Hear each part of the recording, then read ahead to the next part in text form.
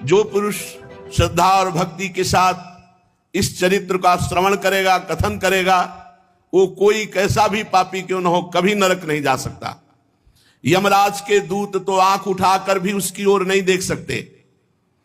उस पुरुष का जीवन चाहे कितना पापमय रहा हो, जो भगवान नाम उच्चारण करेगा, इस चरित्र को सुनेगा, वो निश्चित वैकुंठ की प्राप्ति करेगा।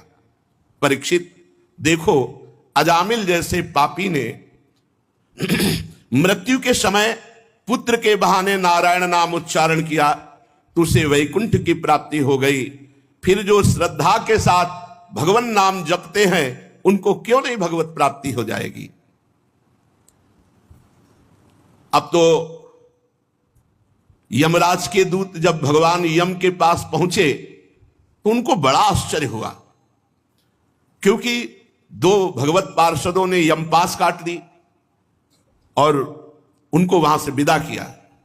एक तरह से यमराज के दूतों का अपमान ही तो हुआ। तो संयमनी पुरी में जाकर के यमराज के दूतों ने हाथ जोड़ करके कहा, यमदूतों ने कहा, कति संति शास्तारो जीव लोकस्य वै प्रभो त्रैविध्यम कुर्वतः कर्म फलाभिव्यक्ति हेतवा। प्रभो, ये दंड देने वाले कितने स्वामी हैं इस विश्व में? क्योंकि अभी तक तो मैं यही मानता था कि आप ही दंड देने वाले स्वामी हैं। संसार के जीव 3 प्रकार के पाप कर्म करते हैं। निषिद्ध, मनमानी, वासना से प्रेरित, इन सबको हम नरक लाते हैं। कोई पुण्य कर्म करता है तो देवलोक जाता है, कोई मिश्रित कर्म करता है पाप पुण्य तो मनुष्य लोक जाता है। हम ये मनमानी वासनाकृत पाप करने वालों को यहां जबरदस्ती लाते हैं और दंड देते हैं। प्रभु, लेकिन दंड देने वाला शासक तो केवल आप ही है। अगर और कोई दंड देने वाला शासक होगा तो फिर व्यवस्था ठीक नहीं बन पाएगी।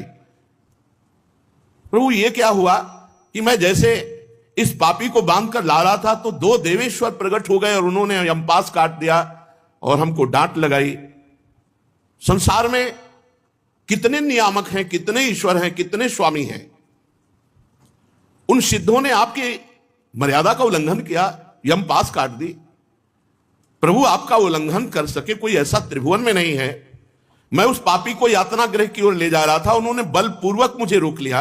मैं ये जानना चाहता हूं कि क्या आप अधिकारी हैं या आपसे भी बढ़कर कोई अधिकारी है? यमराज से यमदूतों ने ऐसा प्रश्न किया।